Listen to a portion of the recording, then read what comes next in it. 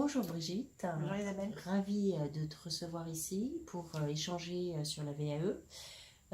Tu as en fait démarré une VAE il y a déjà quelques années que tu as finalisé et de plus tu rédiges des billets sur la VAE. J'aimerais avoir ton retour sur la VAE mais versus soft skill. Qu'est-ce que ça développe comme soft skill de faire une VAE? Alors, ça développe plein de petites choses dont on ne se rend pas forcément compte tout de suite. On se rend compte quand même qu'on fait beaucoup de choses quand on travaille sans savoir qu'on le fait en fait. Le fait de s'observer travailler, de prendre du recul sur ce qu'on fait et de le rédiger, de le mettre noir sur blanc, on se dit bah ça je sais le faire, ça je l'ai fait. Ah mais si en réfléchissant, ça j'aurais pu faire comme ci ou faire comme ça. Finalement on met beaucoup de choses en œuvre et on prend vraiment le recul et on a aussi une prise de conscience, c'est-à-dire qu'on se rend compte et on sait, après la VE et en rédigeant nos expériences, qu'on sait le faire. La question de savoir est-ce que je sais le faire, bah, la question n'existe même plus. On sait le faire, c'est écrit noir sur blanc. Donc voilà, c'est une vraie prise de recul, une vraie prise de conscience. Maintenant, je ne me pose plus la question si je sais faire ça ou ça.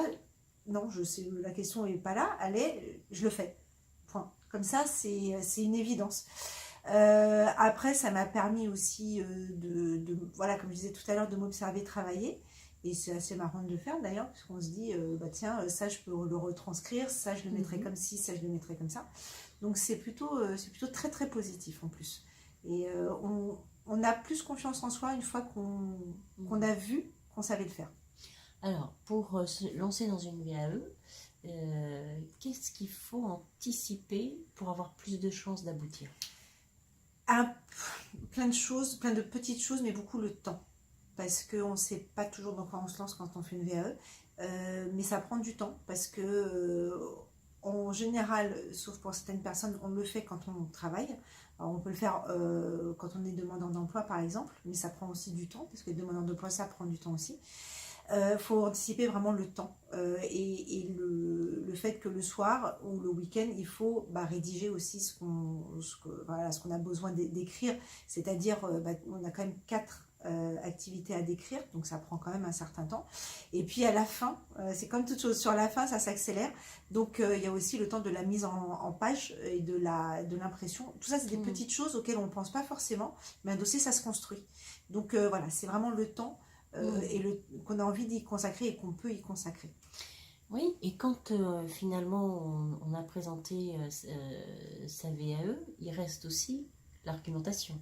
L'argumentation, tout à fait. L'oral, c'est une préparation importante. Et quand on est devant un jury, c'est comme tous les examens qu'on passe. Quand on est devant un jury, on n'est pas toujours très à l'aise. Et en même temps, il faut vraiment se dire que notre dossier nous appartient. Donc si on a su l'écrire, on sait le défendre aussi.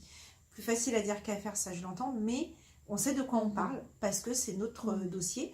Et voilà, il faut aussi s'y préparer. Donc c'est un vrai temps aussi à y consacrer.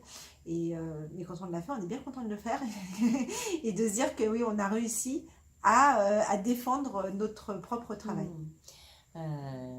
Oui, donc VAE finalement, bien gérer le stress, être capable de prendre une vision un peu hélicoptère et de s'observer travailler. Exactement.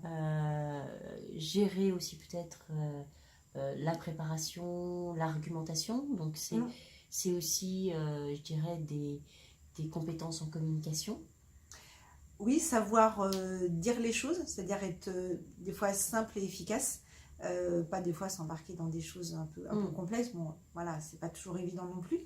Et puis, oui, se décrire aussi. Quand même, quand on est à l'oral, il faut aussi se décrire. Donc, et puis, la difficulté aussi dans la VAE, c'est qu'il faut rédiger à la première personne. C'est je qui parle. Et ça, c'est difficile à faire. Ah bon? Ouais. Se projeter dans le jeu, c'est pas quelque chose que l'on fait. C'est pas naturel en fait. D'accord. Et ça, c'est un vrai travail, un vrai exercice. Alors, ça peut paraître narcissique, ça ne l'est pas du tout parce qu'on parle de soi. Et il faut aussi se mettre à la place de l'examinateur, à la place de la personne qui lit le dossier, qui ne vous connaît pas, qui ne connaît pas forcément notre activité, voilà, c'est juste un dossier à la base.